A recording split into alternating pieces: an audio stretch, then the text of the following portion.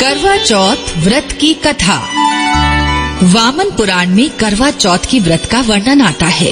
करवा चौथ व्रत को रखने वाली स्त्रियों को सुबह स्नान आदि के बाद आचमन करके पति, पुत्र, पौत्र तथा सुख सौभाग्य की इच्छा का संकल्प लेकर इस व्रत को करना चाहिए। करवा चौथ के व्रत में शिव, पार्वती, कार्तिकेय, गणेश तथा चंद्रमा का पूजन करने का विधान है।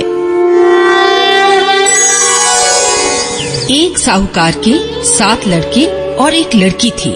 सेठानी और उसकी बहुओं और बेटी ने करवा चौथ का व्रत रखा। रात को साहूकार के लड़के भोजन करने लगे तो उन्होंने अपनी बहन से भोजन करने के लिए कहा।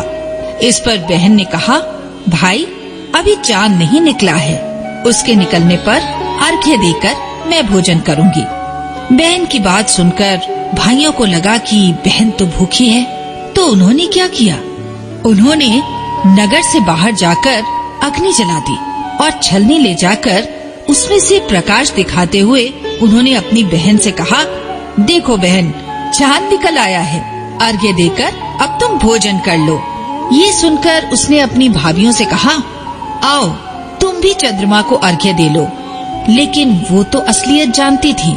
उन्होंने कहा, नहीं बहन, अभी चांद नहीं निकला, तेरे भाई तेरे से धोखा करते हुए अग्नि का प्रकाश छलनी से दिखा रहे हैं। भाभियों की बात सुनकर भी उसने कुछ ध्यान नहीं दिया और भाइयों द्वारा दिखाए गए प्रकाश को ही अर्घ्य देकर भोजन कर लिया।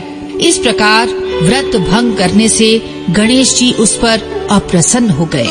इसके बाद उसका पति सख्त बीमार हो गया और जो कुछ घर में था उसकी बीमारी में लग गया। जब उसे अपने किए हुए दोषों का पता लगा तो उसने पश्चाताप किया। गणेश जी की प्रार्थना करते हुए विधि विधान से दोबारा चतुर्थी का व्रत करना आरंभ कर दिया। श्रद्धानुसार सबका आदर करते हुए सबसे आशीर्वाद ग्रहण करने में ही मन को लगा दिया।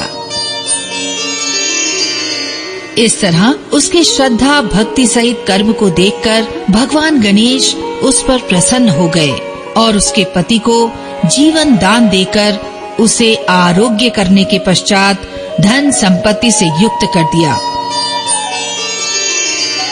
इस तरह जो कोई छल कपट को त्याग कर श्रद्धा भक्ति से चतुर्थी का व्रत करेंगे, वो सब प्रकार से सुखी होते हुए क्लेशों से मुक्त हो जाएंगे।